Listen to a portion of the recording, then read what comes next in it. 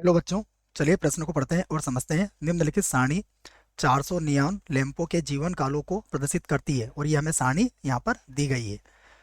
एक लैंप का माध्यक जीवन काल ज्ञात कीजिए। तो हमें यहाँ पर माध्यक जीवन काल ज्ञात करना है, अर्थात इसकी माध्यिका ज्ञात करनी है।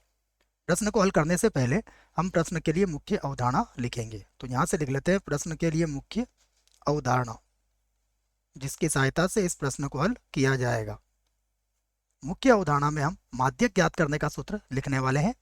तो मैं यहाँ लिख देता हूँ माध्यक बराबर ये होता है L प्लस N बटा 2 माइनस C, और बटे में आता है F गुणा हो जाएगा H। ठीक है बच्चों, C को आप CF भी लिख सकते हो या C से भी व्यक्त कर सकते हो। यह संचय बारंबारता है। ठीक है, आइए अब हम सबसे पहले दो में सारणी दी गई है, उस सारणी को यहाँ पर मैं लिख लेता हूँ। तो सारणी जो दी गई है वह कुछ इस प्रकार है। देखिए, सबसे पहले यहाँ पर लिखूंगा मैं वर्ग। जीवन काल जो है उसको मैंने वर्ग लिख लिया। तो ये हो गया वर्ग। वर्ग हमारे पास क्या क्या है, देखिए वर्ग है 1500, 1500 से 2000, उसके बाद 2000 से 2500, उसके बाद 2500 से 3000, उसके बाद 3000 से 3500, 3500 तक है। देखिए इसी प्रकार आगे भी ये जारी रहेगा। इसको पूरा 3500 लिख लेते हैं बच्चों, 3500। उसके बाद है 3500 से 4000 हो जाएगा। उसके बाद 4000 से 4500, और 4500 से यह है 5000। ये हमारे पास वर्ग हो गया और लैंपों की संख्या हमारे लिए बारंबारता हो जाएगी। इसे हम किससे व्यक्त कर सकते हैं? F से व्यक्त कर सकते हैं। तो ये हो गई 14। उसके बाद है 56, 56 के बाद है 60, 60 के बाद है 86, और 86 के बाद है 74, 74 के बाद है 62, और 62 के बाद है 48। ठीक है, 56 को एक बार और लिख लेते हैं भले ही। 56 में इस 6 को एक बार और लिख देता हूँ मैं। उसके बाद हम निकालेंगे इसकी CF। तो यहाँ से हम इसकी संचय बारंबारता अब हमें ज्ञात करना पड़ेगी। तो यहाँ लिख देता हूँ मैं इसकी संचयी बारंबारता, जिसे कहते हैं CF। तो देखिए 14 तो वैसा का वैसा रह जाएगा। अब 14 और 56 कितना हो जाएगा?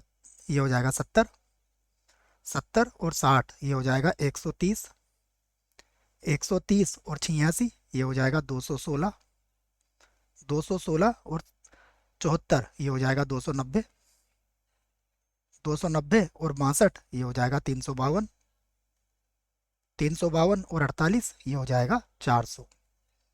तो ये हमने इससे संबंधित सारणी तैयार कर ली है। ठीक है, ये हमने इससे संबंधित एक सारणी तैयार कर ली है बच्चों। यहाँ पर अब आप कह सकते हो कि n बटा 2 कितना है आपका। यहाँ पर देखिए 400 आया है, इसका मतलब n का मान कितना है यहाँ पर? 400। तो मैं लिख देता हूँ इस बात को कि यहाँ यहाँ यहाँ n बटा 2 बराबर क्या हो जाएगा? 400 बटा 2। अब 400 बटा 2 अर्थात कितना है? 200 है। अब 200 है तो देखो 200 से ठीक बड़ी हमारे पास CF कितनी होगी, और उसे देखते हैं हम यहाँ पर।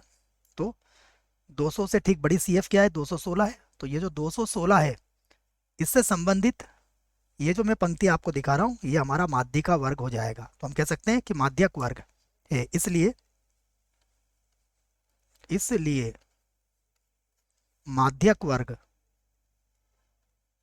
माध्यक वर्ग, देखिए माध्यक वर्ग क्या हो जाएगा? ये हो जाएगा हमारा 3000 से 3500, 3000 से 3500 होगा।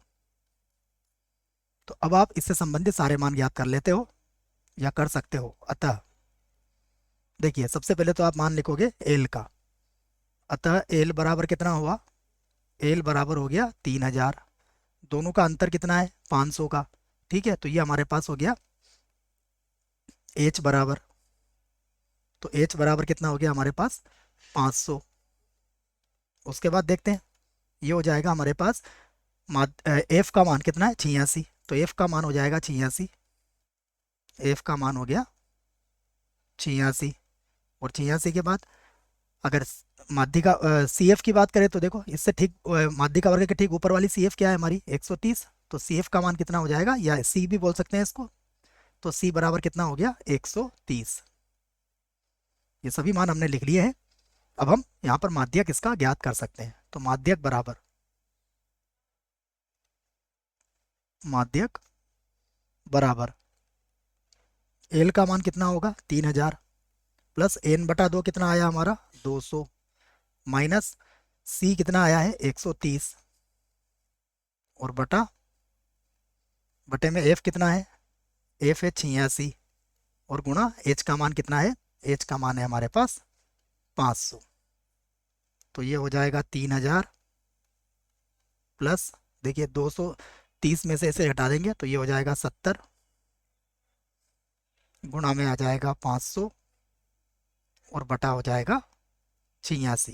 ठीक है, इसको आगे हल कर लेते हैं हम। तो अब यहाँ पर 3000 तो वैसे ही रहेगा, 3000 इसको गुणा कर लेते हैं। देखो 7 कपड़ा 5 बार 35 के आप बाद 3 जीरो और 86 से भाग लगा देंगे इसको, तो 86 से भाग लगाएंगे तो ये हो जाएगा 406.97। तो इसे जोड़ लेते हैं तो ये हो जाएगा 3406.97। ये हमारे प्रश्न का उत्तर होगा। आशा करता हूँ बच्चों प्रश्न का उत्तर समझ में आया होगा। धन्यवाद।